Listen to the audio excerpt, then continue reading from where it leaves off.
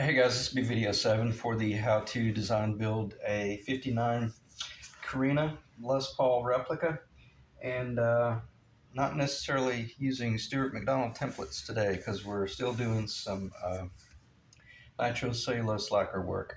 And I'll do a bit of a short flyby with this guitar, give you an idea of where it's headed.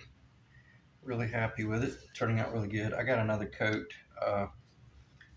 I think one, maybe two. I think I might have put 2 more coats, but it was cut with the lacquer thinner about probably 30%, give or take.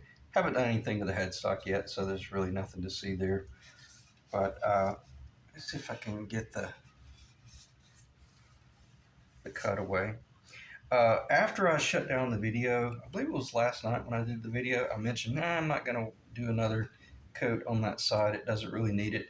I did after I had, put the additional coat on that neck with the cut lacquer thinner, and then I shut off the video. I noticed it was getting pretty blotchy right there, or actually it was extremely dry and you could tell it was still open. So I cut the lacquer, the nitro lacquer, just a little bit more to get it a little bit more watery, and then I made certain that when I did my brush work that I just focused on brushing just on the sides, and especially down here.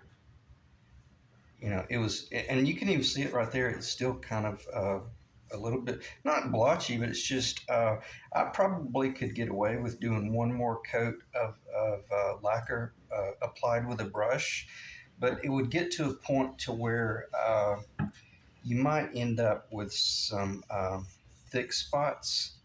I'm fairly good with a brush, but nonetheless, just, if you do it, don't be afraid to, and I would highly recommend doing your initial coats, and I mean like 2 to 3 coats minimum with a brush. But just know that when you're, there's a little trick for you to protect your top, actually to protect the whole guitar. When it's, in kind of like a finishing state. What was I talking about? When you're applying your lacquer, I just don't like spraying it because of the whole misting issue. I really like it to soak in, but make certain that you cut the lacquer a little bit with lacquer thinner, so it makes it actually thinner than usual. And I got this came right out of the gallon, and then I cut this about maybe 20%, not too much, because I'm about to, in real time, do the nitrocellulose priming on the body. And the reason I always continue to say nitrocellulose, because sometimes I'll make a mistake and I'll say the lacquer thinner, but I actually meant to say the lacquer. So when I kind of train myself to say nitro, I'm talking about the actual nitrocellulose, and then if I'm talking about cutting it, then I'm talking about cutting it with lacquer thinner. I don't know if you could cut lacquer with anything other than lacquer thinner. If you cut it with acetone, it might work, but I've never tried that, so I say don't do that. Just use the lacquer thinner. I want to start out with a bit of a tap tone analysis on this body, because the top was glued down with epoxy, and this top has had about I don't know, maybe 5 or 6 days to dry, and that I almost call it nitrocellulose. Anyway, I got to get that off my mind. But it dries within about 24 hours, but I noticed that it'll get really more brittle after about 3 to 7 days. So this ought to be a fairly true, analysis of the actual tone. So let's just dive right in. All right, if you got earbuds in, I would recommend pulling them out, or turn your volume down. 3, 2, 1. That's brutal. I mean, even standing right here, that's amazing. That just, wow, it just came alive.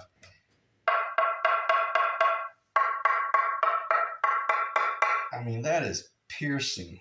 That is beyond mind numbing. And I have not done this yet. So please don't think I'm faking this experience. This is amazing.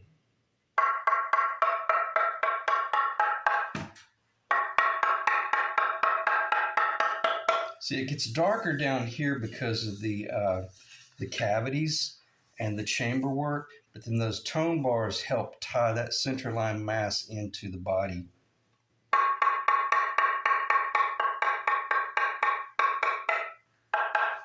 And I'm going to go down the center and listen to it get darker.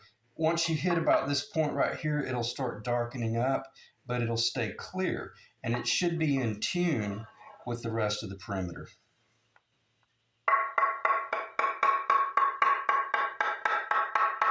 Got darker.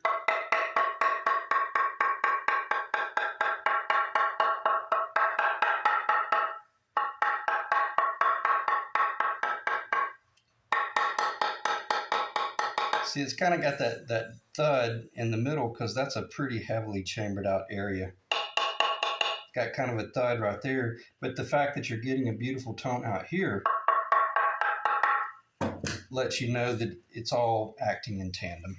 Okay, I'll do the back just very briefly, but it's going to sound the same.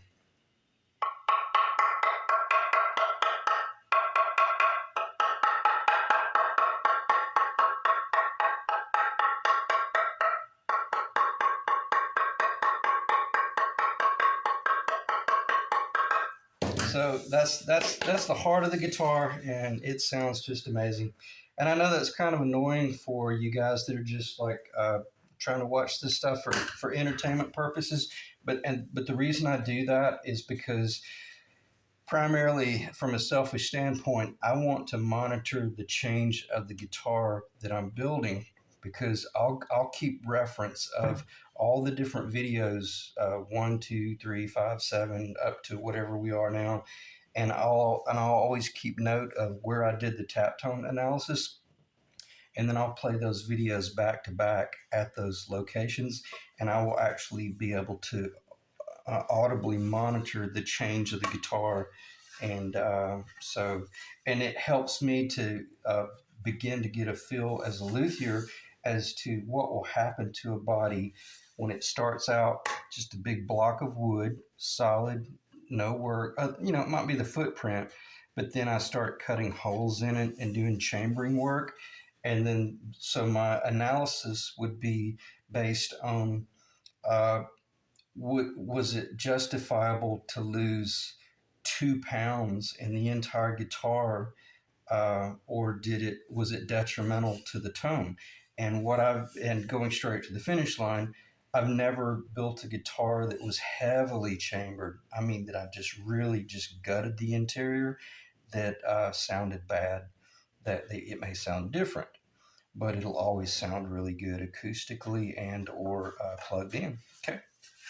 So let's do some clear coat work. Let me check the time. 8 minutes, not too bad. 43 seconds. Let me think. What else should I talk about before I pull out the brush and start getting this thing wet? And I'm going to do 2 coats on this. I'm going to do the sides. I'll do the sides probably first, and then I'll do the sides first. And I may actually go ahead and after I do the first coat of the sides, immediately come back and do the second coat of the sides. Okay, that way it will guarantee while the wood is wicking the wet lacquer into the body. If you let it dry, well, you might have hindered your ability for your second coat to penetrate as good as the first coat did. So, and I might even change gears a little bit. And no, probably not. I'll do the whole thing, but I'm going to pay very particular attention to these end grains, primarily because the Korina or the Limba, this is an insanely dry wood. And I would be just about willing to bet that I could do 4 coats with a brush and this will still be dry, and I would still be able to continue doing coats. But after 1 to 2 coats, that's plenty to seal the guitar and also to see the true color. And I'm glad I mentioned the color. The color of this wood being a blonde wood. This is a very rare Korina in that it doesn't have hardly any black streaking. It has one little black streak right there, but when they call it white Limba or blonde, that's the rare stuff. And it means exactly what you see in front of you. It's very clear and it's very blonde. Once you see, this has a little bit of silver on it. I'm not going to say it's the most beautiful wood in the world because it's really not, but the fact that it's so rare to get a piece that's not joined. That's a solid single piece from the center line all the way over to here. That's one piece of wood. So therefore, you get the beautiful uh, non non interrupted. Well, you're going to see it when I start clear coating it, but you won't come up to a point where all of a sudden you see a real straight line where you joined a piece of wood and glued it in order to extend that wing. Now, if you looked at it from the straight on, from either the front or the back, by far the Korina is probably the best wood I've ever seen for doing multi-piece backs or tops, because you just visually can't even hardly see the glue lines. So much so that when they were building the Explorer, that if just imagine this is an Explorer, it had such a tall wing. This is actually the perfect example to show it. You see that defined line right there with the mahogany? That's a 3-piece mahogany. But when they built the Explorer, they did the glue line. We're talking the main body glue up. So not just the cap, the whole through body. The main glue line ran along this line right here. Hence the reason they came in and brought the pick guard up all the way up, just to make certain that they covered any sort of glue line. But what's amazing, once it traveled out back here, man, you couldn't see the glue line because of the Korina. Okay, so and the reason where I was going with that is the reason that I wanted to do just a clear, and I did not want to do any stain or any artificial color on this guitar at all, is because I'm good enough with my nitrocellulose cut with certain tints that I can spray an artificial finish if I want this thing to be more vintage amber or the honey like we achieved on the other top right there. I just didn't want to come in and start wiping this wood with stain and run the risk of killing the ability to keep a super clear blonde guitar, because in its own right, the more blonde you can keep the guitar, it might not be as attractive, but it'll show just how you know what rare it is. So sometimes the things that are not the prettiest are the most valuable. That should make sense. So, and if it's ugly, then I'll spray it, with some tint. But a guitar like this, if you were going to tint it, I would make certain that it stayed in the honey amber, vintage amber family, because that's what the nitrocellulose lacquer would do over time. Or if it was, in the sun, or if it was in the bars, then it would just get darker and warmer in its appearance. So a lot of conversation there, but I think it's information that's really beneficial for general conversation. I don't know if I have shown this guitar. No, I haven't. That's not going to fit that. I'm sorry. That's let me just forget that I brought that up.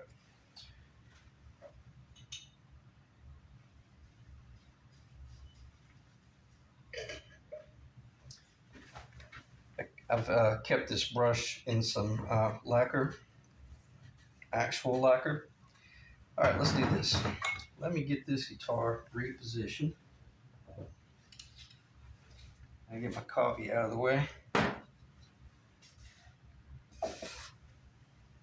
Again, just cut yourself a little block And if you wanted to, you could build like a little C, and that could be like your little platform. You could even fasten this to a piece of plywood that's kind of like a little tabletop, and then that would allow you to really protect your guitar, because as it's coming together, the last thing you want is for it to be either get damaged or get bumped into something. I sanded this with a 220, really clean and fresh, and really got in the light and looked down this one, because this is a guitar that I'm probably going to finish, which is going to be rare for me. I'm going to buff this one to an absolute mirror finish. I'm going to try to build a really beautiful guitar rather than something that looks like it's 50 years old. And so this one I spent a lot of time sanding and making certain that there's no scars in it. And if there are, then I may pause and do some cleanup. But I think it's going to clear cut really well, and we'll do it just like we did the Les Paul. I'm going to do the best I can. Let me get this coffee off the table. I'm going to do the best I can to keep it in the camera and all that jazz. See where the camera is. Should be good right there, just right out in the middle. If anything, sometimes I forget that with our cameras today, you can zoom in.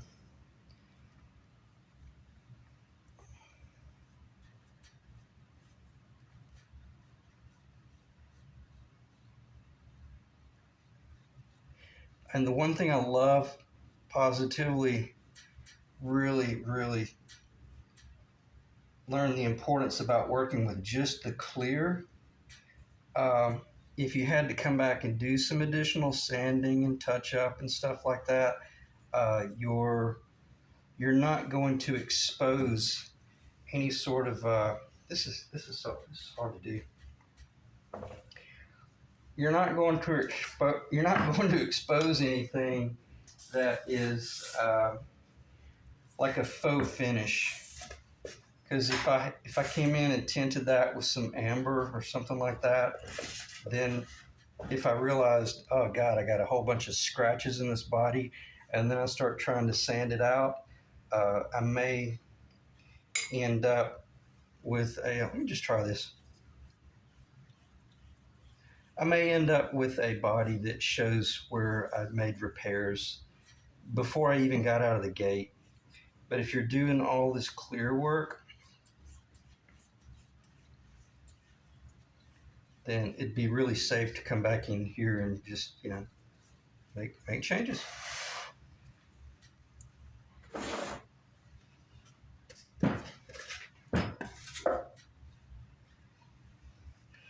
I really want to do the best I can to really just put this front and center so that you can really see it come alive. And what I may do is just paint, or I may just do the brushwork kind of in the dark. See, like that right there, I let it run over a little bit. No big deal. I'll just clean it up a little bit. But if that had a amber tint to it, it might leave some real weird blotchy, streaking. I'm sure you guys get my drift. The reason I say that, it took me about a year to learn my lesson.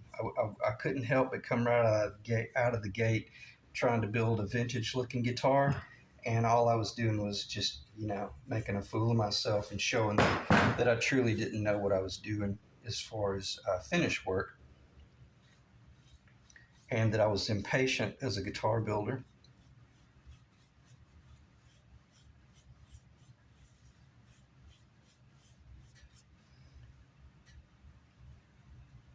You want to protect the binding channel a little bit so that when you get ready to do the binding work, that it's just not loaded full of paint, because you want the binding glue to truly get in the wood. But don't wear yourself out trying to keep it out, because you can come back with lacquer thinner later on and clean all that stuff out. And I'll be the first to admit the Korina is not very pretty when it's getting primed. It almost looks green as a green. a green tint to it, but there's something really amazing that happens over the course of about 7 to 10 coats. It starts getting that really beautiful blonde, natural blonde look, and then the end grain just ends up being positively stunning when you're looking at all the annular rings and all that jazz. And also, I can't really drive home the critical importance and the rareness of this quarter sewn.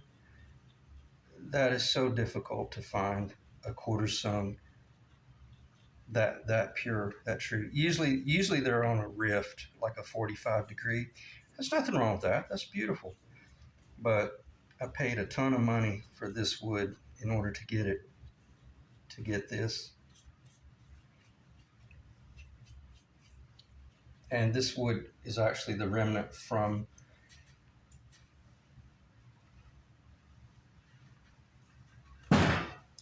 the 58 Explorer that I built a few months back.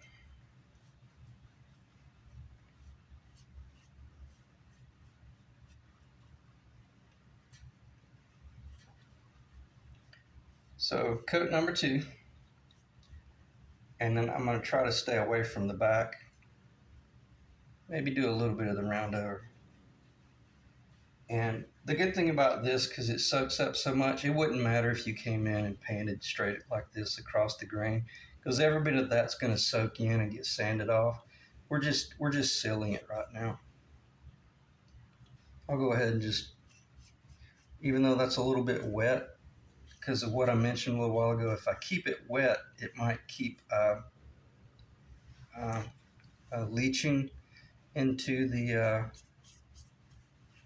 I guess leaching would not be the correct word.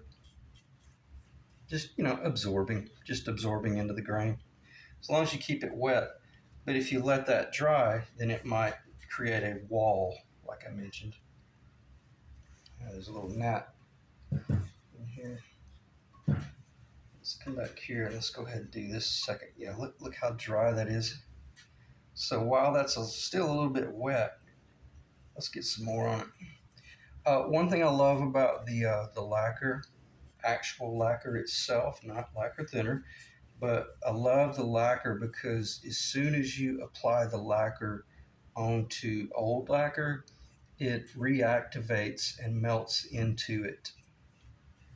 So as long as you have that cut fairly thin, as it's penetrating into the end of the body, it's going to be reactivating, some of the lacquer that's actually down in a grain that we can't even see, and just really get a deep penetration. See how it's already kind of taken on more of an amber look? See that. I hope you can. Just depends on the lighting. So really beautiful. All right, I don't even know if I've done the first coat on the side. Yeah, I have. All right, so I've got 2 coats up here, probably two and a half coats right in there.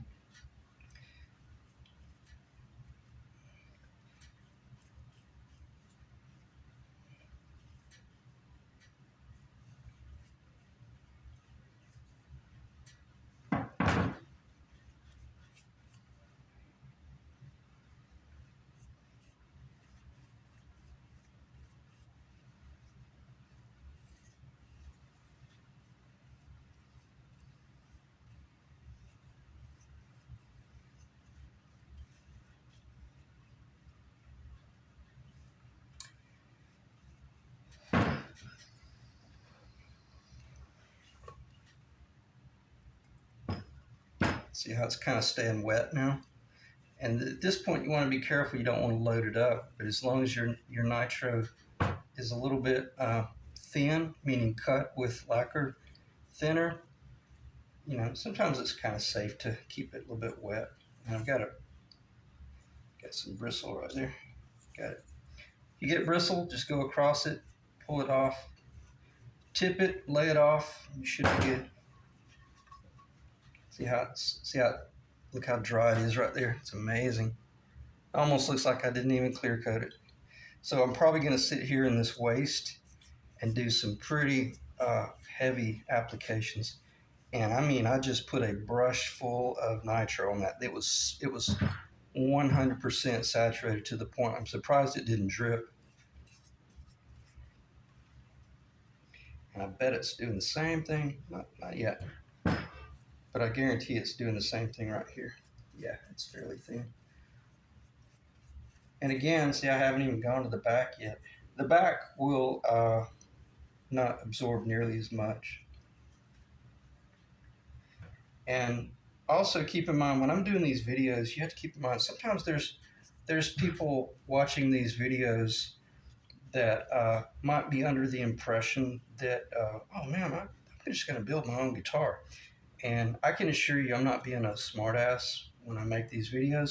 But a lot of the reason I like to do the videos is I like to show people just how unbelievably involved it is, and it's a really overwhelming task uh, in its own right.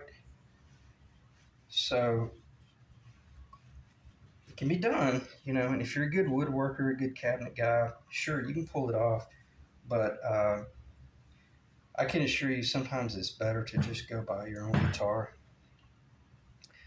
And also, I'd completely forgotten, but a lot of the reasons why I started doing the video series is to document my custom builds. If I get a phone call and a guy's like, "Hey, can you build me a '59 Korina Les Paul or a custom guitar, a replica?" Anytime I say that, and I should be careful. That's not wise to say. Replica guitars, because I do not put logos on them. I've already clarified that. But if somebody wants me to build a guitar for them, regardless of what it is, uh, I like the idea of saying absolutely, but as long as you allow me to do a video series to document the whole build, the whole process, so we'll all be on the same page as to where your money is going, and also just how, what exhausting it is to get this thing finished. And I won't bring up any details, but one of my very recent last builds did not turn out well at all. The guy was just completely uh, unaware of what it took to build a guitar, apparently. And I'm going to stop because I don't want to say anything. But it really bothered me because even though I did the video series, it's like damned if you do, damned if you don't. It's kind of what it felt like. And so there's a part of me that's like, I'm not going to let that one bad experience, curb my desire to continue building guitars, obviously, and also to continue building guitars, on camera, because I do love doing this. And for those of you guys out there that truly understand what it takes to do this, if you were a client, then I think you would see that I'm being fair and honest and open about everything. And that was a very rare situation, I believe.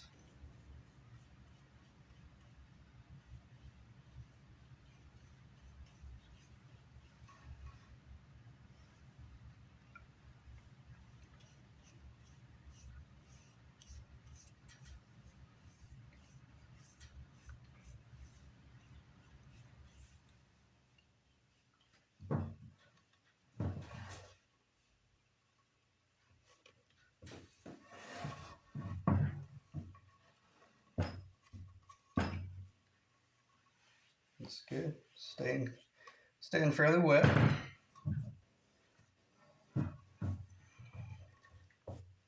Staying fairly wet right there.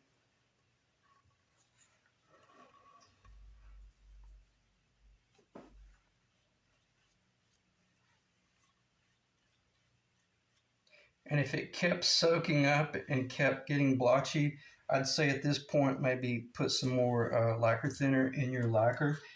to make certain that your lacquer doesn't start getting thick, because when I just pulled the brush across there, it almost started acting like a paint. It started laying on the surface. So that's why I backed off of that as quick as I could. And I wouldn't dare come up here. Oh, I got a dry spot right there. Let me put it in the light. Maybe it's just where it's drying. I think what I'll do is pause the camera and let it sit for about 10 minutes. And then I'm going to come back and I'm going to cut that nitro fairly thin. And I'm going to do a whole second application on the back and let it really soak in so that I don't have any blotchy spots. So pause the video and we'll go from there.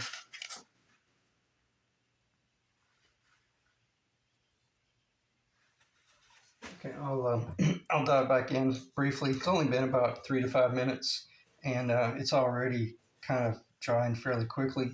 But I thought I would cover something before I forget. When you're getting ready to do like a real serious cut, there's no sense in having all of that lacquer in there and then cutting that, and wasting all your lacquer. So only estimate about what you think you might need, or be a little bit thick. Have a little bit extra, and then cut that. It'd be a lot less lacquer thinner wasted in order to do the job. But the reason I have this little brush in here is because I want to keep my other brush. I'm keeping it in real clean, very clean lacquer thinner right now. But I want to use this little cheaper brush to come in and seal these areas right here. Just in the event there's some trash down there, it won't get in my good brush. And these areas are not really critical that you, no, I take that back. This is extremely important that you do seal it, and especially in this end grain right here. And I guarantee you, I probably loaded that full of CA glue and let it kind of fill in there, because Korina has a history of being notorious as a notorious wood to crack, to really get really dry and crack out and crack. So any thin areas like that, I like to kind of give it some additional strength. But with this little cheaper brush, you can just come in and do, mindless priming. You don't even hardly have to think. Now, some guys would say, well, there's no sense in leaving all that excess in there and just wipe it out. But this stuff is so dry, man, I say just let it do its job. And if it keeps getting blotchy, like in this end grain right here, well then continue putting coats right here, because it's helping seal that body perimeter. This is where I was talking about you'll get yourself in trouble if you see there's a puddle of lacquer right there, and if that hole was already drilled, well then, and if I tip this body over, well then that stuff will flow to the front of the body and do some major damage, especially like if you have like if you're building like a Gretsch replica where it has the silver jet or the sparkle top. You don't want runaway chemical as hot as nitrocellulose lacquer just running away. This one is a different story, because I have not done any machining on the front of this guitar at all. Zero. There's no machining. So on that note, that might be a good reason to not do any of your machining until you are, what am I doing? I have to do that. Until you're really finished doing all your priming and painting. It's your guitar. Build your own guitar. Do it however you want. But just always be thinking, what if I don't have tape on the front of that body? What might happen? And see how that's staying fairly I'm going to put just a little bit more, not that it needs it, and it did not. It did not need that. It's staying fairly wet.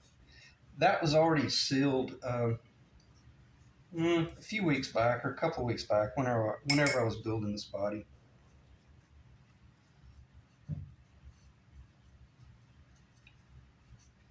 Again, it's typically the end grain is where you're going to want to do that work.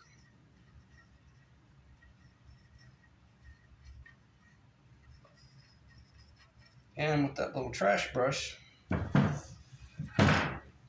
and you can just actually look into your lacquer and make certain that there aren't any little crickets. And if there are, just get them out. Because I'm getting ready to take this, what little bit is left, and I'm going to cut it fairly thin and just brush the top.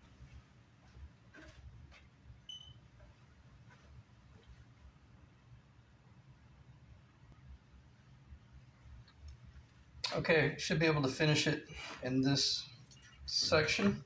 One thing that I would recommend after you've done the brushwork and you've kind of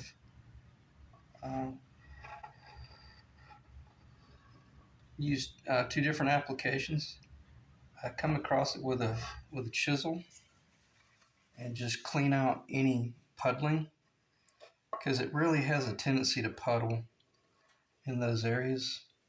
And you'd be surprised, that little bit of mass, well, I dropped it, but that little bit of mass right there might cause you some grief later on.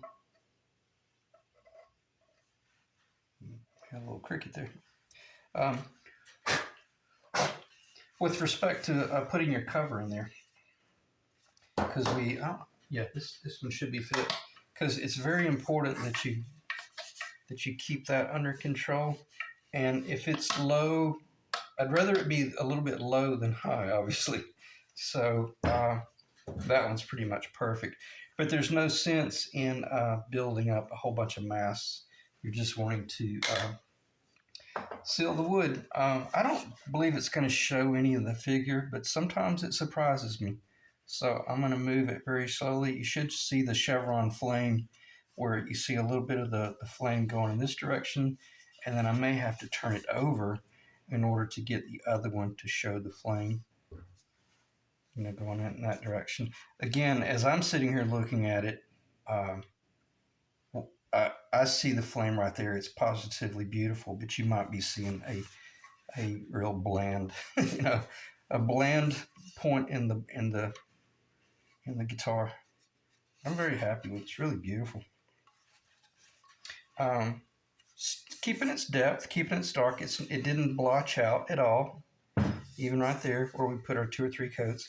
And I had a bristle that got stuck right there, so I scraped it off and sanded it a little bit. So there's no sense in putting any more right there, because that's where my heel joins. And if anything, I don't want that to start building up. I want that to stay very true.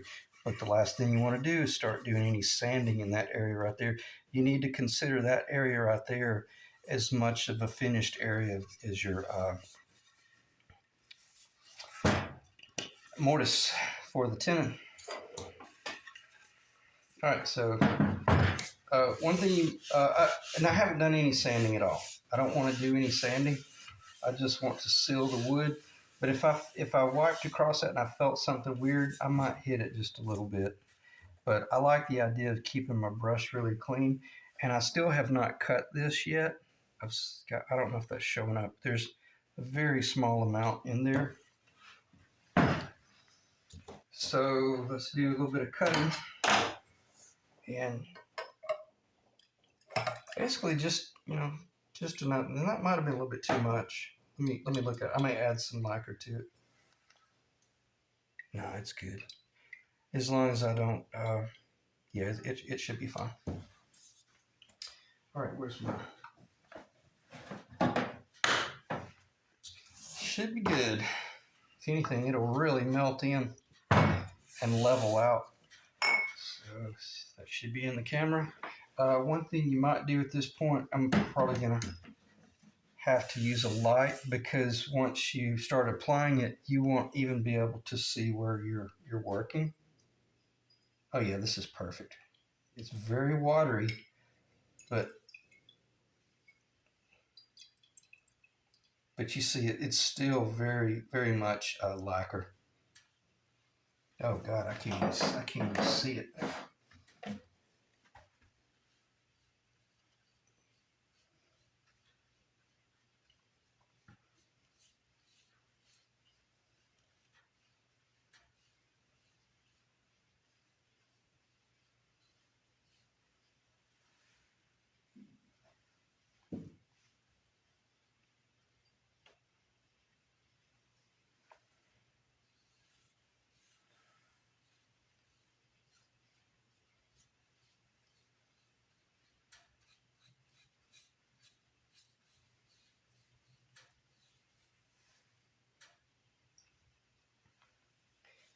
And so I have to remind myself, okay, you're not painting it, you're just priming it.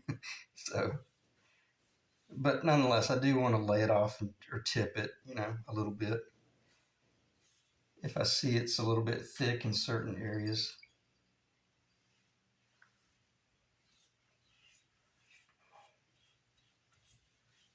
Staying very consistent.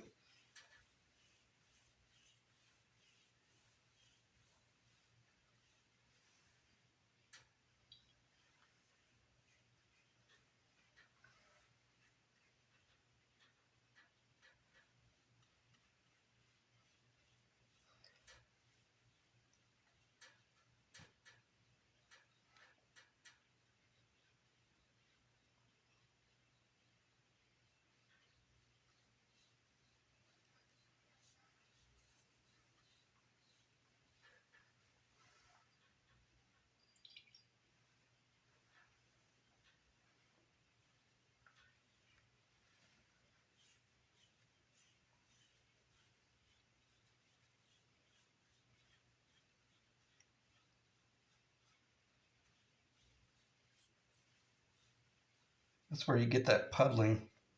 It's inevitable that you're going to get a little bit of puddling in that control cavity shelf, and I just did.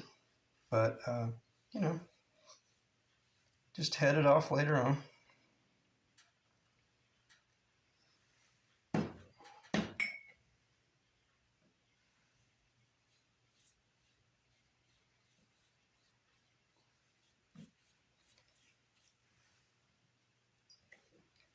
I got a feeling this is probably going to be one of the best sounding guitars I've ever built because the tap tones on this one, man, they're off the charts. And I know I make that statement a lot, but it's only because it's true. It's going to sound really amazing. The only thing that concerns me about a guitar like this is it going to be a one-trick pony, meaning like a mid-range tone monster. Because I like playing really warm, jazzy type, bluesy jazz type, whatever you want to call it. But every now and then we all want to play some like Ted Nugent or something crazy and real mid-rangey. But I wouldn't want my primary guitar to be just that.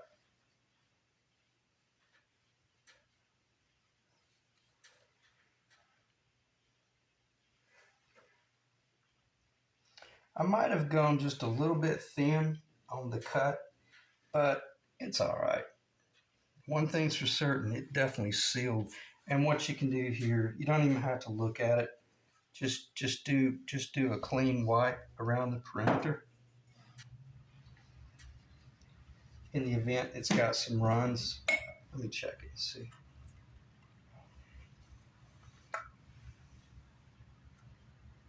Since that was so wet, I'm just gonna have to try to do this off camera so I can actually see what or I'll try to do it on camera, but not at the expense of leaving a huge glob of lacquer. And if you did come back and there was an unbelievable run, you can take a razor blade and just cut it off. Because if you start trying to sand it, you're more likely to just sand off your primer coats. I'm very happy with that. So Let's see if we can see a little bit of the figure now that it's wet.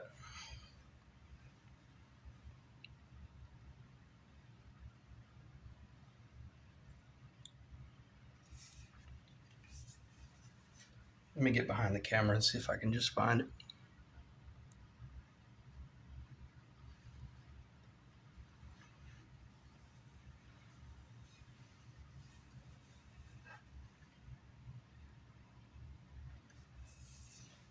It's hard to show. I got the camera on an angle so that it's to showcase the work that I'm doing rather than, like a large overhead view.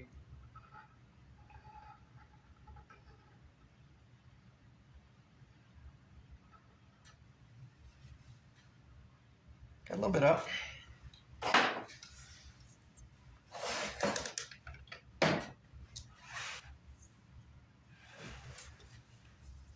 She's definitely blonde. It's definitely a beautiful guitar. And it's amazing, I still have a ton of lacquer left, so it really goes a long ways for certain. Check the time, but I'll probably just end the video right there. Yeah, we're at 46 minutes. That took a lot longer than I expected, and I don't know what caused it. Maybe just, I don't know, just a lot of ground to cover there. So I appreciate you guys dropping in, and I'll give it a little bit of a whirl. Oh, you have the phone.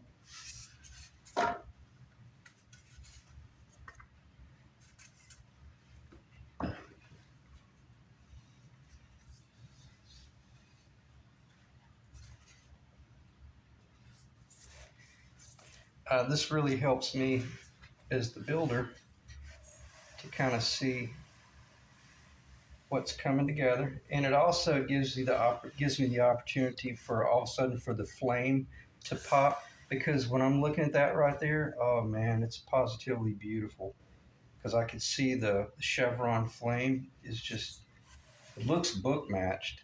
It's not book matched, but we'll get into that sometime where you can manipulate the board by flipping it, let's see, cutting it out. I can't remember. I think you cut it out and then I think you turn it this way, and it all of a sudden the grain does that right there, and it looks book matched. It's really beautiful. All right, I'll just stop talking. Thanks, guys. I'll see you in the next video.